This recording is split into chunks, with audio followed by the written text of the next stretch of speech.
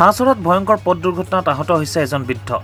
আজি দুপৰীয়া সময়ত ভেলগুৰি আৰক্ষী থানাৰ অন্তৰ্গত হাঁহচৰাত এখন পথ দুৰ্ঘটনা সংঘটিত হয়। দুৰ্ঘটনাটোত গুৰুতৰভাৱে আহত হৈছে স্মাইল হুছেইন নামৰ 65 বছৰীয়া বৃদ্ধ এগৰাকী। বৃদ্ধগৰাকী নিজা চাইকেলেৰে বজাৰৰ পৰা আহি থকা অৱস্থাত পিছফালৰ পৰা AS02G 4870 নম্বৰৰ স্প্লেণ্ডাৰ বাইক এখনেৰে দুজন যুৱকে খুন্দিয়াই আহত কৰে।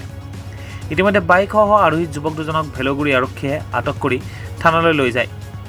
অন্য এটা দুৰ্ঘটনাত আঘাতপ্ৰাপ্ত বৃদ্ধজনৰ অৱস্থা সংকটজনক হোৱাত গুৱাহাটীলৈ প্ৰেৰণ কৰিছে বুলি জানিব পৰা গৈছে। মইৰাবাৰীৰ পৰা স্মাইল হুছেইনৰ ৰিপৰ্ট, ডেইলি 24 লাইভ। আজি ৰাতিপুৱা প্ৰায় 10:30 মান বজাত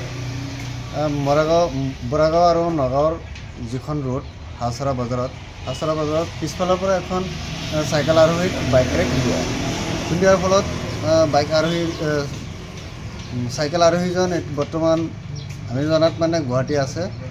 প্ৰথমে নগাঁও প্ৰেৰণ কৰিছিলে, এতিয়া গুৱাহাটীলৈ লৈ গ'ল আকৌ।